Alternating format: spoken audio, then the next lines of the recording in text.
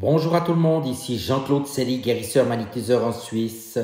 Tout d'abord, êtes-vous bien abonné à ma chaîne YouTube car cela me permet réellement d'avancer. Je vous en remercie. Merci aussi de liker et de partager ma vidéo car cela me fait chaud au cœur. Et sous cette dernière, vous trouverez des liens utiles comme mon site internet ainsi qu'un numéro de téléphone pour me contacter pour des soins et nettoyage énergétique. Aujourd'hui, nous allons parler de notre mission sur Terre. Tout est prêt à condition que notre esprit le soit, disait Shakespeare. L'homme ne peut découvrir de nouveaux océans tant qu'il n'a pas le courage de perdre de vue le rivage, disait un auteur anonyme.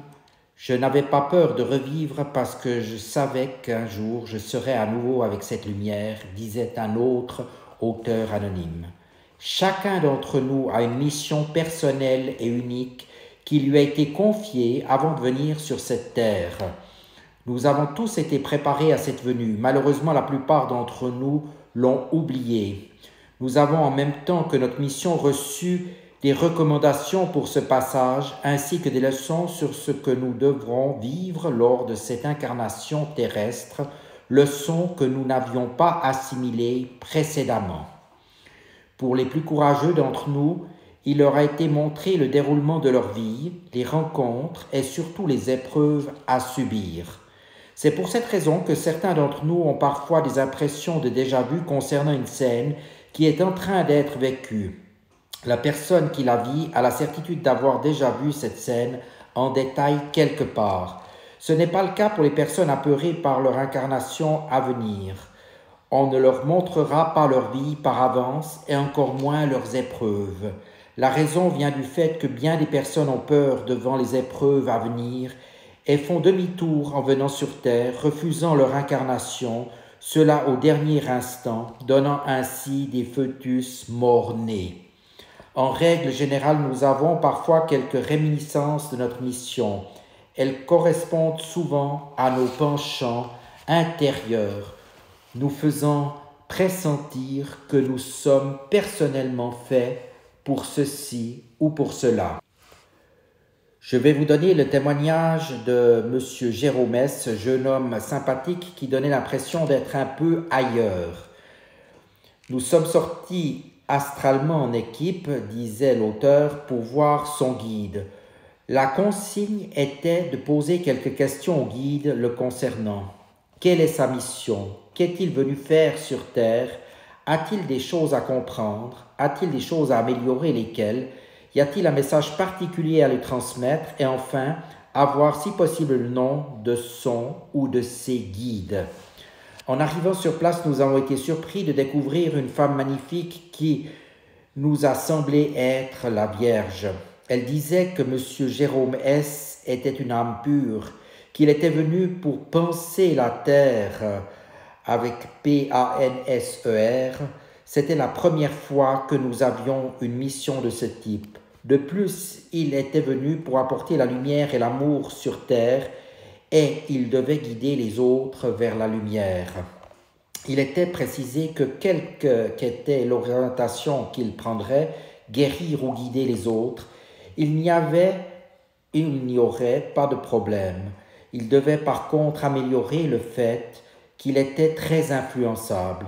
Ses autres guides lui ont demandé de se protéger, qu'il n'en était pas encore là, que toute sa mission n'apparaissait pas encore et qu'en attendant, il allait faire quelque chose pour qu'il grandisse intérieurement. La plupart des membres de l'équipe ont vu et entendu cela. Ce qui les a le plus surpris a été de découvrir qu'ils voyaient sur ce jeune homme la même chose que pour les autres élèves. De fait, l'information semblait ne pas correspondre à la personne à cause de son apparence extérieure.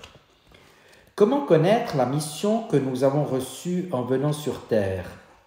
Nous pouvons connaître notre mission en nous branchant intérieurement. Pour cela, il faut être relaxé et apprendre à vous mettre en état alpha, ce qui a été expliqué à d'autres titres par bien des auteurs, et vous repérez que cet état cérébral par le fait de vous sentir intérieurement plus léger.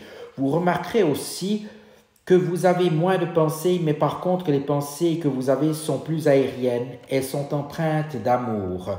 Dans cet état, nous nous sentons dans une paix intérieure. Nous sommes ainsi dans le domaine du cœur. Les pensées que vous avez sont de ce niveau.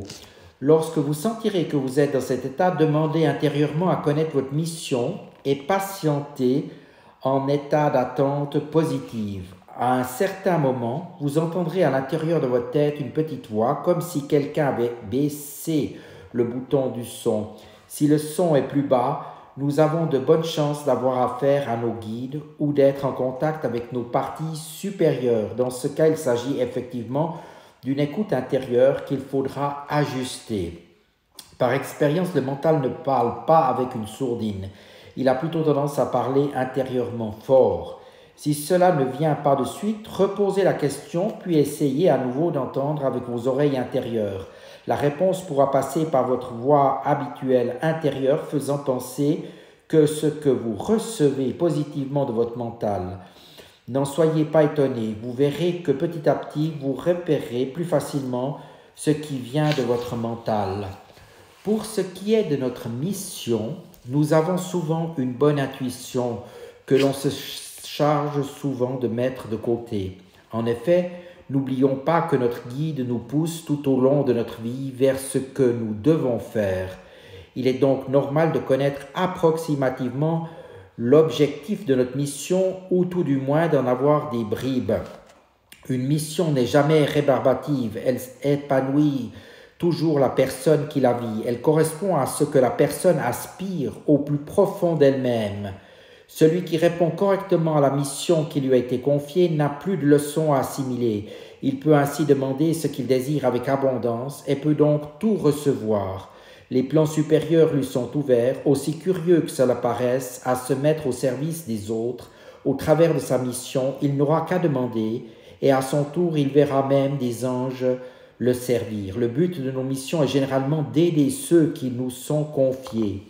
Comme des compagnons de route plus avancés, nous devons montrer le chemin spirituel à ceux qui le cherchent, les instruire, les soigner, les accompagner vers la lumière, les faisant monter vers de niveaux spirituels supérieurs en leur apportant la paix et la joie. Mais rappelons-nous toutefois que chacun a sa mission particulière et personnelle.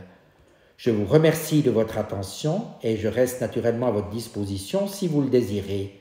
Et je vous dis à tout bientôt.